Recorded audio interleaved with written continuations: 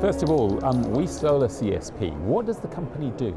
Yeah, so We Solar, we actually build utility-sized power plants, solar power plants, and we primarily focus in the US, but we have a lot of opportunities globally as well. Okay. So, and in terms of technologies, it's solar, it's CSP, of course, Yeah, but it's you have some ideas linked to coal. Can you explain what that is? Yeah, so CSP is basically taking the heat from the sun and using these mirrors called heliostats, and it heats up molten salt. That molten salt goes into, heats up water, creates steam, turns a turbine. And that creates clean, industrialized steam. So that's what we do in a nutshell. So one of the areas that we're really focused on is, in America, we have a lot of coal plants. It's belching out a lot of carbon and a lot of sulfur into the atmosphere. So what we do is we take the steam and we marry it with the dirty steam, for lack of a better word, and we marry it. So instead of producing 100% dirty sulfur, we can reduce that amount with the hybridization of our clean steam.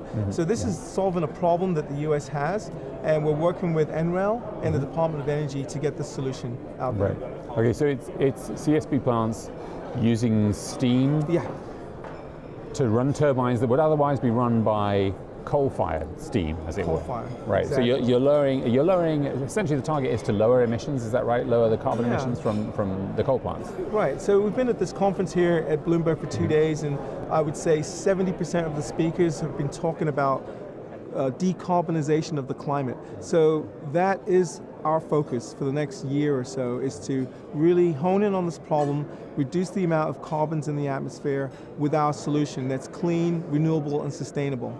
But what you're proposing isn't a new technology. It's a technology that's been around for a while. Yeah, and it's a good question. So yeah, it's not a new technology, it's been around for a while. The thing is, there's not a lot of CSP companies in America. They've pretty much moved out to the Middle East and China.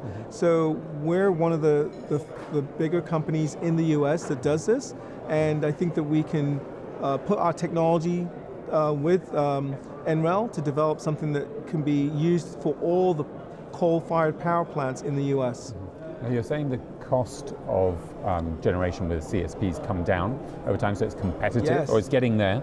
But in terms of financing projects like this, that can be tagged on, as it were, to coal plants in the US, is the financing available for this, or is this a barrier to development still? Yeah, so that's a very good question, actually. It's kind of multi-answered. So 7 to 10 years ago, these coal-fired these CSP plants were actually very expensive.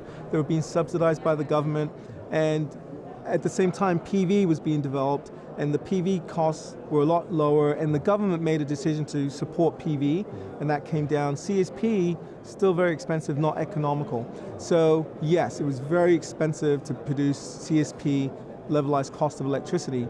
So today, you jump to 9-10 years today, we've been able to look at this technology, use our innovation to improve the technology with the motors and the algorithms and being able to develop this, and from a financial perspective, structure the deal with very good financing, longer tenors, better ROIs, IRRs on these structures to bring down the levelized cost of electricity to 3 to 3.5 cents per kilowatt hour, and with storage is a couple more cents than that. Okay, so the prices have really come down.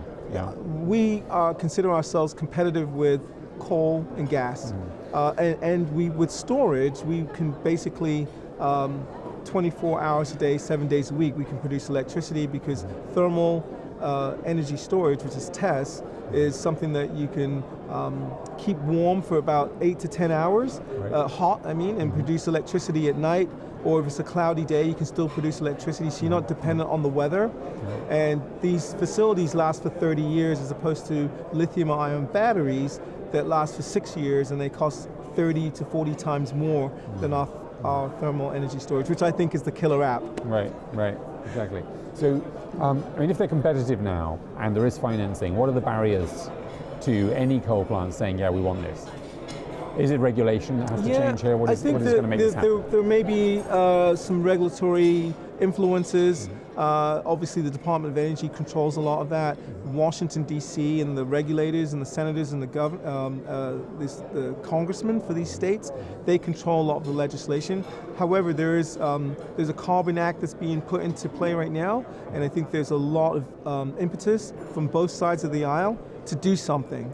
This is pollution. It's not climate change, this is just pollution. We need to do this, it's the right thing to do, and I think it's going to have an effect on everyone's children and future generations. So that's why I'm here. This is why I'm doing what I'm doing. Yeah, great. Okay, last question, targets. So this is a proposition you have at the moment. You don't have any projects yet being built, but what are your targets for the next year or two? Great question. So we've built one plant outside of the US. In the US, we haven't built any plants. So our business plan shows one plant every other year. So the goal this year is to build a plant, whether it's with NREL or outside of NREL, and every other year build a plant. So that's our goals. And we're looking to meet those goals. I've met a lot of investors here and people that are very interested in doing that. So we'll see what happens. There's a lot of groundwork to be done. Yeah, a lot of groundwork, but things are going well. Great. A lot of traction.